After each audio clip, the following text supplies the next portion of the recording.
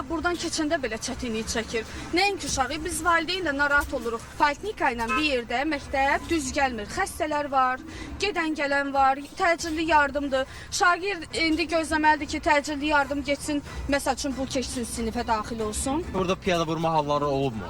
Bəli, bəli. Biri kəllə-beyin travması almışdı eşitdiyimə görə, birinin isə qolu yoxsa ayağı sınmışdı, yəni sınığı da olmuşdu. Şagird idi. Bəli, bəli. Biz gəlmişik tip avadanlıqlara baxmağa.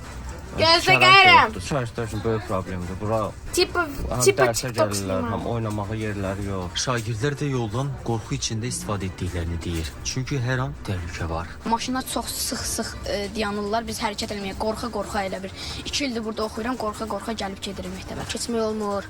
Yəni yollar palçıqlı yoldur. Yəni maşın keçə bilmir. Uşaqlar yəni gedəndə basa-basa olur, çox pis olur yollar. Təbibdən ATV xəbərə bildirildi ki, problem araşdırılır. Ətraflı məlumat veriləcək. Məhəmməd Hacızadə, Elvin Muradov, ATV xəbər.